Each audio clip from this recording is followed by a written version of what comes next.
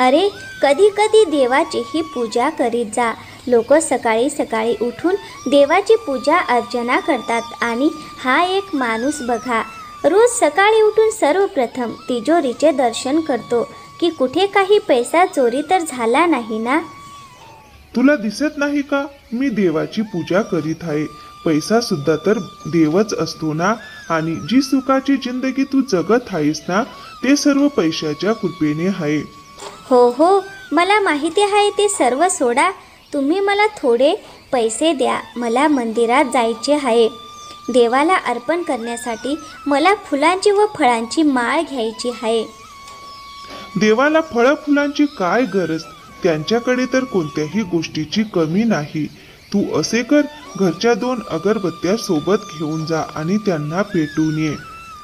उगाचच खर्चासाठी माझ्याकडे पैसे नाहीत. तुमच्याशी बोलणेच व्यर्थ आहे. तुमच्यासारखा कंजूस माणूस मी माझ्या आयुष्यात पाहिलाही नाही आहे.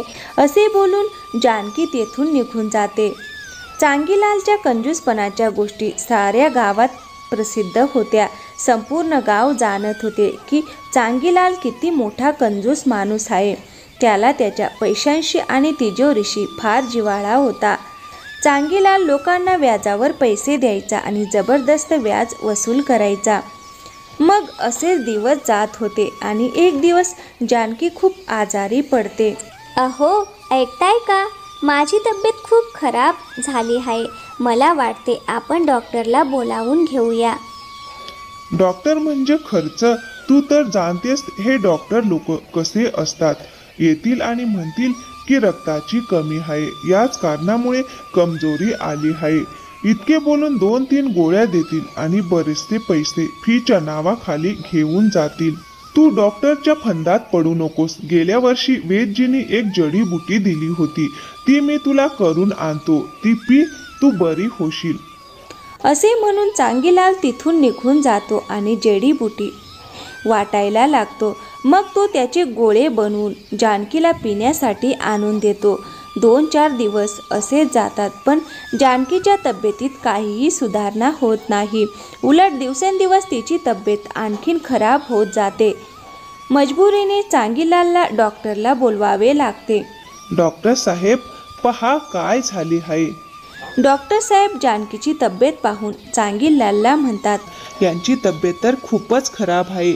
आतापर्यंत काय केले, तुम्ही मला आधीच बोलवायला हवे होते. आता एक काम करा, या खूपच कमजोर झाले आहेत. मी काही औषधे लिहून देतो आणि यांना आहार चांगला द्या. यांना खाण्यात जास्तीत जास्त फळे द्या, ज्यामुळे या लवकर बऱ्या होऊ शकतील. नाहीतर यांना वाचवणे कठीण होईल. जानकी, तू आराम कर. तोपर्यंत मी तुझ्यासाठी काही फळे घेऊन येतो. मग चांगीलाल बाजारात निघून जातो. अरे भाऊ, फळे कशी दिली आहेत? 20 रुपये किलो. चांगीलालजी बोला, 1 किलो लावू का? इतकी महागाई. मी काही सोने चांदी मागितले नाही तुमच्याकडून. मी तर फक्त भाव विचारला. 5 रुपये किलो द्यायचे असतील तर बोला. चांगीलालजी, तुम्ही कसल्या जगात जगता? तुम्ही पहिल्यांदाच फळे घ्यायला आलात का काय? जो कुणा दुसऱ्याकडे जाऊन विचारा. माझा वेळ खराब करू नका. चांगीलाल संपूर्ण बाजारात स्वस्त फळे शोधतो, पण त्याला कुठेही मिळत नाहीत. मग नाईलाजाने तो 20 रुपये किलोने फळे घेऊन नाईलाजाने घरी येतो.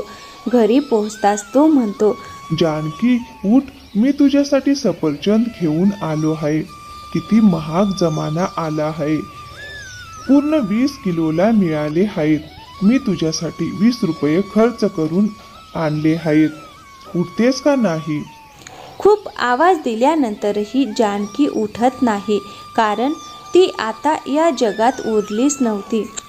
चांगीलालला खूप वाईट वाटते, पण मग तो विचार करतो, बरंच झालं. तसंही जानकी खूप त्रासात होती. बरं झालं देवाने बोलावून घेतलं, नाहीतर रोज रोज फळे आणावी लागली असती आणि डॉक्टरांची फीस द्यावी लागली असती. आणि तसेही प्रत्येकाला एक ना एक दिवस जायचंच असतं. आज जानकी गेली, उद्या मी सुद्धा जाईन. या जगात कोण अमर झालं आहे? गावचे लोक मिळून जानकीला स्मशानात नेतात आणि तिचा अंतिम संस्कार करून टाकतात. मग अंतिम संस्कार होतो. मग पंडितजी चांगीलालला म्हणतात, आपण तिच्या आत्म्याच्या शांतीसाठी भावना ठेवाव्या लागतील. पंडितजी, हे सगळं म्हणण्याच्या गोष्टी आहेत. मेलेला तर मरून गेला, आता कोणती आत्म्याची शांती? माझ्याकडे इतका फालतू खर्च करण्यासाठी एकही पैसा नाही. हे घ्या 5 रुपये अंतिम संस्कार करण्यासाठी. आता मला कोणती पूजा करायची नाही. आपण जाऊ शकता. मग काही दिवसांनी चांगीलालची मुलगी आपल्या मुलासह व नवऱ्यासोबत चांगीलालच्या घरी येते. पिताजी, आपली तब्येत तर ठीक आहे ना? हो मुली, तब्येत तर ठीक आहे. तुझ्या आईच्या जाण्यानंतर मी थोडा एकटा पडलो आहे. तू सांग, प्रवास कसा झाला? मागच्या वेळी मी लवकर गेले होते कारण माझ्या सासूंची तब्येत खूप खराब होती. पण यावेळी मी आणि तुमचे जावई साहेब पूर्ण 1 महिना इथेच राहतील. ते तुमची सेवा करतील आणि तुमचे एकटेपणाही दूर होईल. हे ऐकून चांगीलाल विचार करतो. पूर्ण महिना म्हणजे हे लोक माझे वर्षभराचे धान्य 1 महिन्यात खाऊन टाकतील. त्यावरून हा मुलगा 2-2 मिनिटांनी माझ्याकडे चॉकलेटसाठी पैसे मागायला येईल. काहीतरी बहाणा करावा लागेल, नाहीतर हे माझी तिजोरी रिकामी करूनच टाकतील. नाही मुली, मी ठीक आहे. तुला इतके दिवस राहण्याची काही गरज नाही.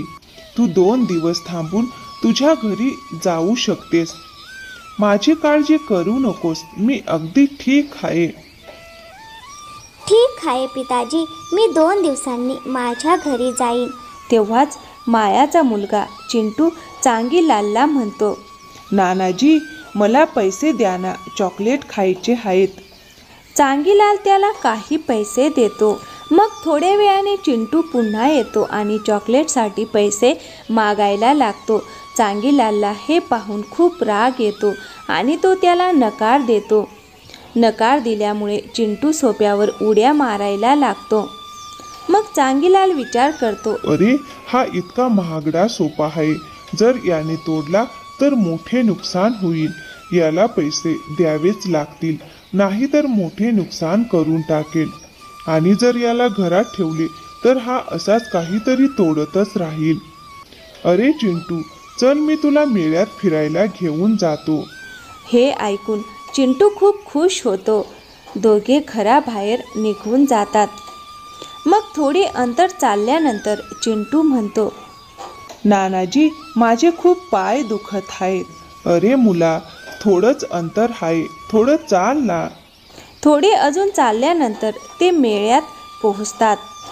मग चांगीलाल पाहतो की मेळ्यात सर्व वस्तू खूप महाग आहेत. त्यामुळे तो चिंटूला काहीही घेत नाही. यामुळे चिंटू रागाने इकडे तिकडे धावायला लागतो. चिंटू चांगीलालपासून वेगळा होतो. चांगीलाल त्याला पूर्ण मेळ्यात शोधतो, पण तो कुठेही मिळत नाही. तो खूपच चिंतेत पडतो आणि विचार करतो, जर चिंटू मिळाला नाही तर मी मायाला काय उत्तर देईन? कुठे त्याचे अपहरण तर झाले नाही ना? जर अपहरण झाले असेल तर खंडणीसाठी खूप मोठी रक्कम मागतील. जावई साहेब इतकी रक्कम देऊ शकणार नाहीत. सर्व पैसे मलाच द्यावे लागतील. अरे भाऊ, तुम्ही कुठल्या 7 वर्षाच्या मुलाला पाहिले आहे का? नाही भाऊ, मी तर पाहिला नाही. चांगीलाल चिंटूला संपूर्ण मेळ्यात शोधत राहतो, पण तो कुठेही सापडत नाही. शोधता शोधता संध्याकाळ होते, पण चिंटूचा पत्ता लागत नाही. चांगीलाल जवळच्या मंदिरात जातो आणि देवाला प्रार्थना करतो. देवा, मी खूप मोठ्या अडचणीत आहे. कृपया मला मदत करा. माझा नातू हरवला आहे. जोपर्यंत मी त्याला शोधत नाही तोपर्यंत मी घरी जाऊ शकत नाही. मी माझ्या मुलीला काय उत्तर देऊ? कृपया काहीतरी चमत्कार करा प्रभू, आणि मला माझ्या नातवाशी पुन्हा भेटून द्या. असे म्हणत चांगीलालला चक्कर येऊ लागते आणि मंदिरातच बेशुद्ध पडतो. चिंटू कुठे आहे बाबा? बाबा, तुम्ही काहीच का बोलत नाही आहात? चिंटू कुठे आहे बाबा? मी त्याला खूप शोधले, तो जत्रेत कुठेतरी हरवला. मी माझ्या परीने पूर्ण प्रयत्न केले, पण मला तो सापडला नाही. मी दिवसभर त्याला शोधले, पण तो तरी सापडलाच नाही. बाबा, तुम्ही काय म्हणत आहात? चिंटू असा कसा हरवला?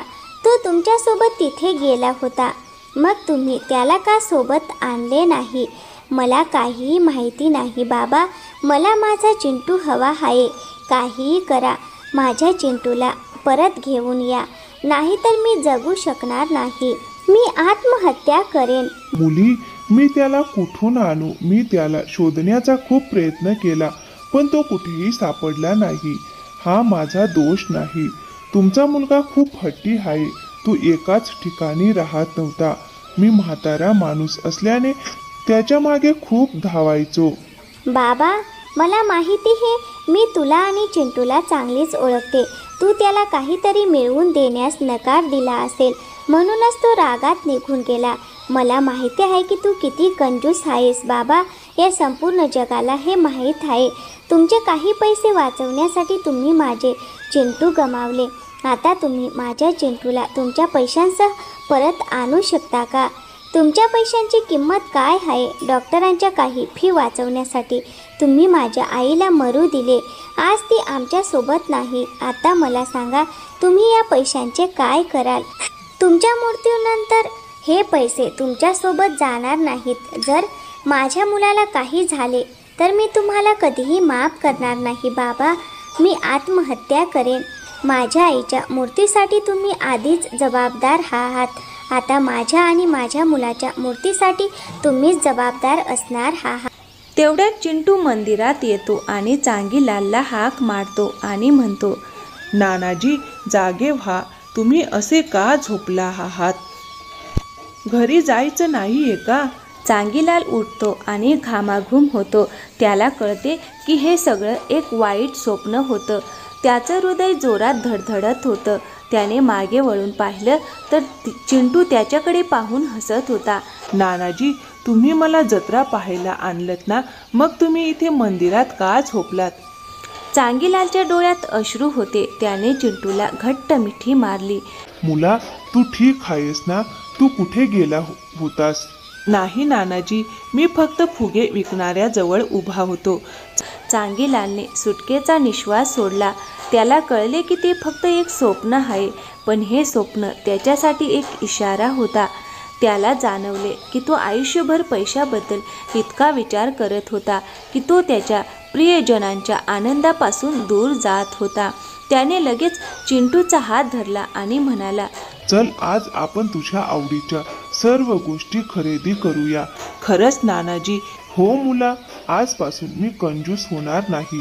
माझे पैसे माझ्या प्रियजनांच्या आनंदासाठी आहेत आणि तिजोरीत बंद करण्यासाठी नाहीत. यानंतर चांगीलालने जत्रेत चिंटूसाठी चॉकलेट, खेळणी आणि फुगे खरेदी केले आणि जेव्हा ते खूप दिवसांनी घरी परतले तेव्हा मायाने चिंटू आणि बाबाला विचारले, इतके दिवस तुम्ही कुठे होतात? मुली, आज मला खरा आनंद जाणवला. पैसे कमवण्याच्या आणि वाचवण्याच्या प्रक्रियेत मी माझ्या प्रियजनांचा आनंद विसरलो होतो. पण आता मी बदललो आहे. आता मला माझ्या आनंदाची जास्त काळजी आहे. मी माझ्या प्रियजनांच्या आनंदात महत्त्व देईन. मायाला तिच्या वडिलांच्या बदललेल्या वागण्यावर विश्वास बसत नव्हता. पण जेव्हा तिने पाहिले की चांगीलाल स्वतः चिंटूला स्वतःच्या हातांनी चॉकलेट देत आहे आणि प्रेमाने त्याच्या जावयासाठी मिठाई आणत आहे, तेव्हा तिच्या डोळ्यात अश्रू आले. बाबा, आज आई इथे असती तर बरे झाले असते. मुली, हे सर्व पाहून ती खूप आनंदी झाली असती. पण मला वाटते की आईने मला हे स्वप्न दाखवून माझे डोळे उघडले. आता मी माझे उर्वरित आयुष्य माझ्या प्रियजनांच्या आनंदासाठी घालवेन. यानंतर चांगीलालने त्याचे सर्व जुने कंजूस मार्ग सोडून दिले. आता तो गरजूंना मदत करू लागला, त्याच्या कुटुंबावर मुक्तपणे खर्च करू लागला आणि सर्वात महत्त्वाचे म्हणजे आता तो आनंदी राहू लागला. अशा प्रकारे चांगीलालच्या आयुष्यात एक नवीन बदल आला, ज्यामुळे त्याला आणि त्याच्या प्रियजनांना खरा आनंद मिळाला. तर मित्रांनो, कशी वाटली आजची गोष्ट? आवडली असेल तर व्हिडिओला एक लाईक करा आणि हो, आमच्या चॅनलवर नवीन असाल तर प्लीज चॅनलला सबस्क्राईब नक्की करा. थँक्यू. धन्यवाद मित्रांनो. पुन्हा भेटूया एका नवीन कथेसोबत.